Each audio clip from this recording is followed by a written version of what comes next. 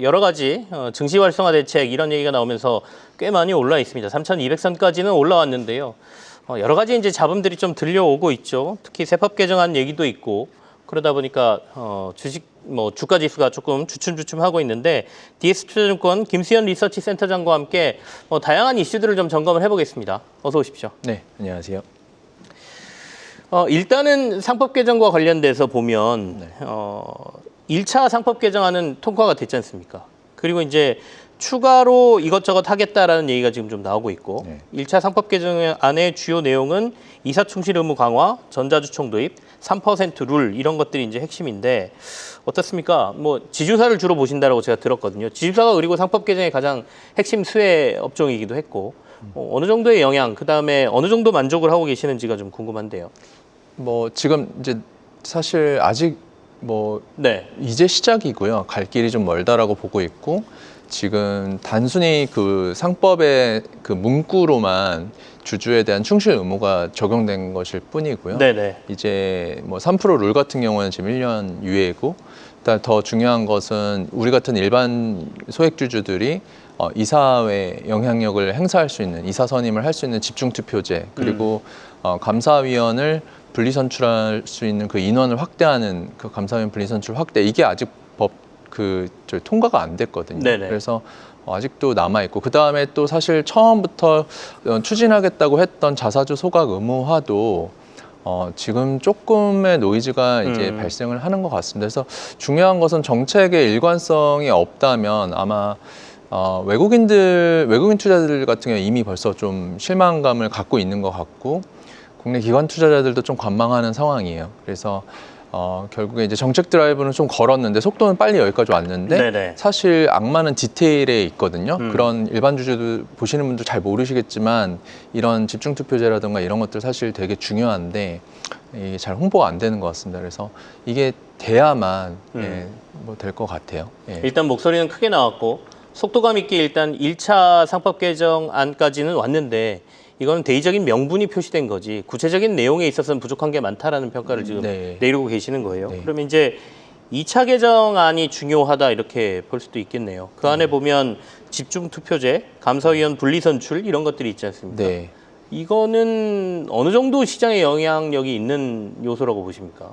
이건 좀 장기적인 영향을 줄 것 같고, 그다음에 당장 올해 하반기, 당장 9월에 우리나라 증시가 이것 때문에 오를 것 같진 않아요. 근데 다만 이걸로 인해서 한국 자본시장, 한국 기업들에 대한 신뢰도가 좀 높아질 수 있다. 특히 상장 기업에 대한 신뢰도가 높아질 수 있기 때문에 장기적인, 그러니까 중장기적인, 장기 투자를 유도하는 그 현재 정부의 정책에 부합하는 거라고 보시면 될 것 같고요. 네. 다만 이제 기업들이 일부 이제 이걸 우회하기 위한 여러 가지 방법들을 고민하고 있어서 그런 거에 대한 대책도 좀 시급하다라고 보고 있습니다.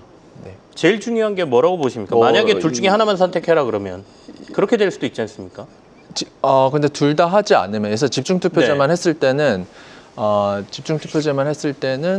아무래도 이제 이사의 그러니까 임기를 다 시차 임기제를 도입을 하면은 사실 좀 의미가 없거든요. 그래서 아까 말씀하신 우회적인 방법을 기업들이 고민하고 있다는 게 이제 모든 기업이 고민하고 있을 거라고 봐요. 이사들의 임기를 조금 조종하면서. 네, 맞습니다. 시차 임기제를 도입하면은 사실 집중투표제는 무력화될 수 있기 때문에 감사위원 분리선출 확대도 같이 병행이 돼야 되는 게 맞고, 이거는 정부 여당에서도 인지를 하고 계신 것 같습니다. 결국엔 두 개가 같이 돼야지 하나만 되면 별 의미가 없다 이런 말씀으로 들립니다. 어떻습니까? 그러면 지금까지 우리가 상법 개정에 대한 기대감이 시장에 굉장히 많이 반영됐다라고 저희가 볼 수 있는데요.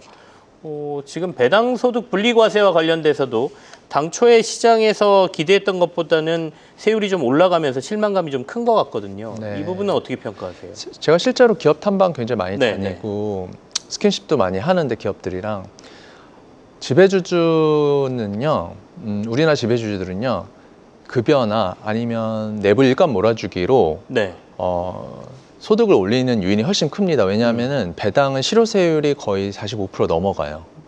그래서 참 아이러니하게도 배당을 억제하려는 게 많고, 그리고 일반 주주랑 배당을 향유하는 거를 상당히 꺼려하는 오너 기업들도 있습니다. 이게 현실이에요. 이게 현실이고, 그래서 배당소득 분리과세는 그러니까 더불어민주당 이소영 의원이 처음에 발의했던 네. 배당 성향 35% 이상 하는 기업에 대해서는 그 분리소득 분리과세를 해줘야 된다는 부분에서 좀 추진을 계속 해주셨으면 좋겠고, 무엇보다 외국인이나 기관 투자자는 네. 여기 대상이 아니거든요. 예, 결국 개인들에 대한 부분이고, 일반 개인들도 지금 주식 투자를 많이 하고 부동산에서 주식시장으로 자금을 이동시키겠다는 정부의 정책이 진짜 진정성이 있으시다면 이거는 다시 한번 재고를 하실 필요가 있다, 이렇게 보고 있습니다. 결국에는 이제 최고 세율이 35%로 지금 돼 있죠. 당초 3억 이상에 대해서는 그러니까 당초는 25%였는데 25% 정도까지는 낮아져야 된다 이렇게 보세요. 그래야 유인이 생긴다. 네, 그것도 맞고요. 그다음에 그 조건부, 그러니까 어떤 기업이 배당 성향을 35% 이상 했을 때에 대해서도 뭔가 혜택을 주고 혜택을 주는 거에 대해서도 지금 아직 나오지 않고 있죠. 네. 처음에 이소영 의원이 발의를 했는데 그 부분이 지금 단번에 될 수는 없지 않습니까? 그럼 단계적으로 가는 의미에서는 배당소득 분리과세 자체가 도입되는 거에 의미를 둘 수는 없나요? 단번에 안 가면 못하죠. 단번에는 임기 후반에 네. 그러니까 내년 내후년 가면은 아무래도 추진 동력이 떨어지죠. 우선순위가 아닐 가능성이 높습니다. 자본시장 활성화에 대해서는. 네, 제 경험상 그래요. 그러면 지금 추진되고 있는 한 현재 상황, 배당소득 분리과세도 한 단계 뒤로 물러섰고요. 지금 가장 이슈가 되고 있는 세법 개정안과 관련돼서도 시장의 변동성을 크게 일으킬 수 있는 대주주 기준 확대 이런 얘기까지 지금 나오고 있는 상황인데, 이렇게 시장에 약간 기대감이 꺾여 있는 상황에서 9월 이후 증시를 전망해 본다면 어떻게 보십니까? 지금 제일 중요한 건 네. 대주주 그러니까 그 과세 기준을 지금 50억에서 다시 10억으로 낮추는 건데요. 네. 사실은 이게 세수 확보가 안 돼요. 왜냐하면 어차피 연말 전에 다 팔아버리거든요.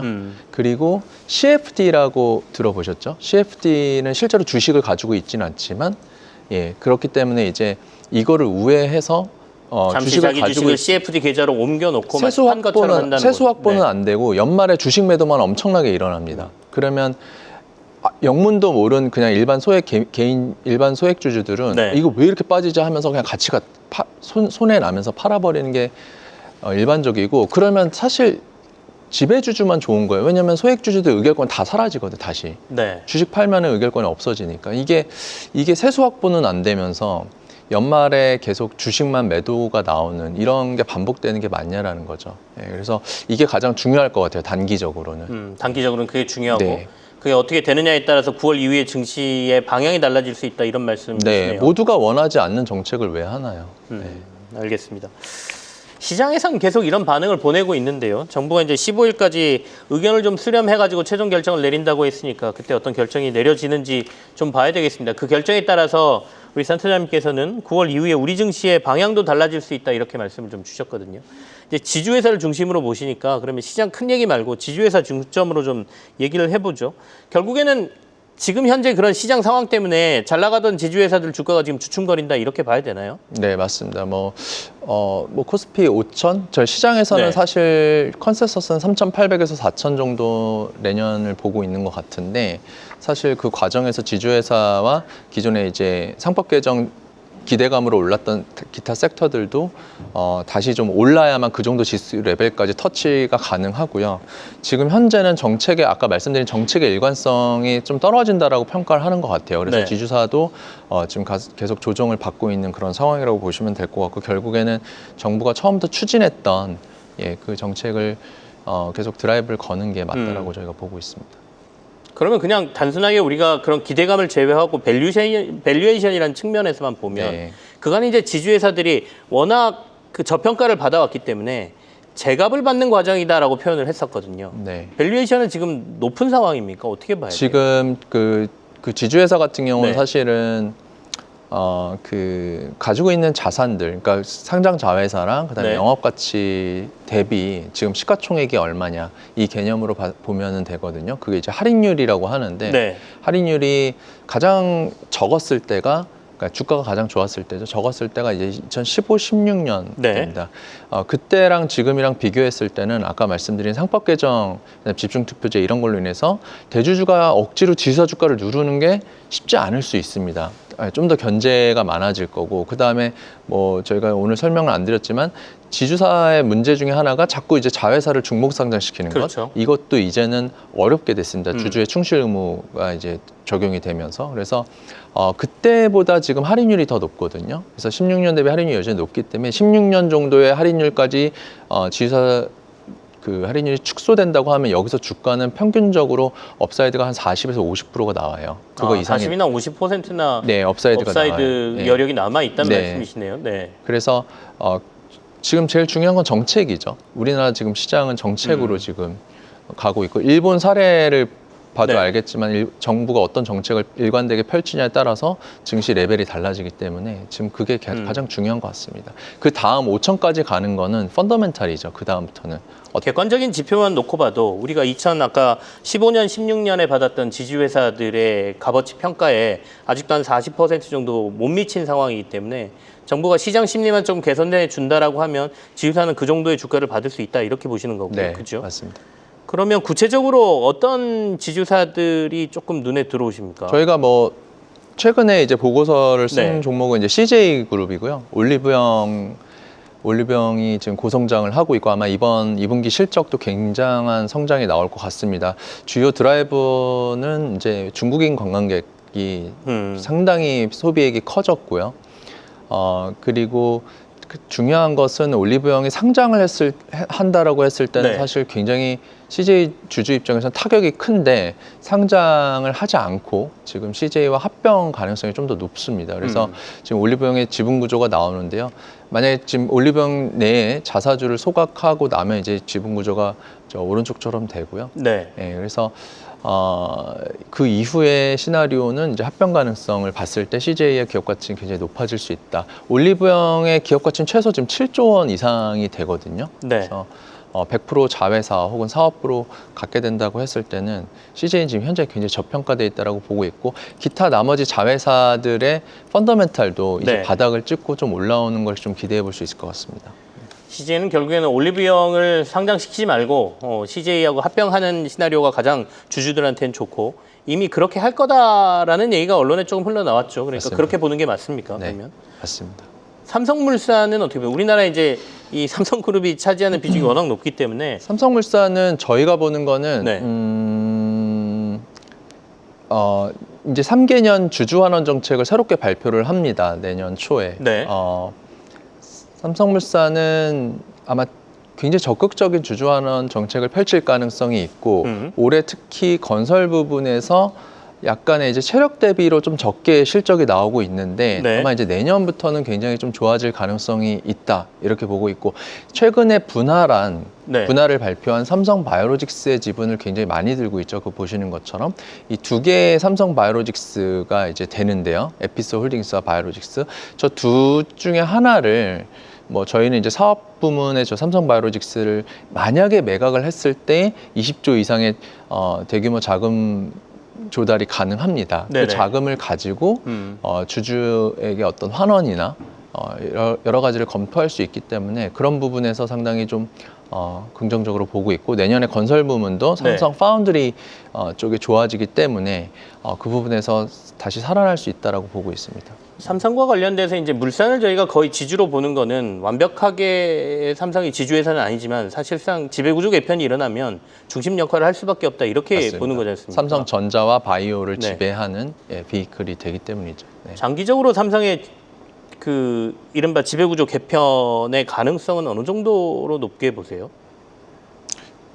너무 어려운 그 질문인가요? 가능성에 대해서 제가 뭐 여기서 말씀드리기 어렵고, 네네. 제가 지난달에 삼성 바이오로직스 분할 시나리오 관련 자료를 쓴 게 있는데 그걸 좀 참고하시면 될 것 같고요. 다만 이번에 바이오로직스 분할을 보시면 CDMO, 그러니까 위탁 생산 회사가 네. 밑에 에피스라는 신약 개발 회사를 갖지 못한다. 고객들이 싫어한다. 이 이해상충 때문에 분할을 했죠. 마찬가지로 삼성전자가 지금은 아니지만 파운드리가 정말 잘 됐을 때는 네. 위탁 생산을 맡긴 고객들이 설계를 하는 삼성 똑같은 메모리를 이슈가 이제 갖고 발생한다는 말씀이시죠. 있는 거에 대해서 과연 예, 그냥 넘어가지 않을 겁니다. 예, 그래서 이런 대의 명분이 있다면 삼성전자, 삼성그룹도 지배구조 개편이 있을 수 있다고 보고 있습니다. 그게 이제 시발점이 될 가능성이 있다. 바운더리가 이런 잘 말씀이시죠? 된다라는 가정하에서요. 알겠습니다. 지주에서 최근에 이제 이른바 증시 활성화 대책과 관련된 3법 개정 여러 가지 이슈를 저희가 같이 살펴봤습니다. DS투자증권 김수현 리서치 센터장이었습니다. 감사합니다. 네, 감사합니다.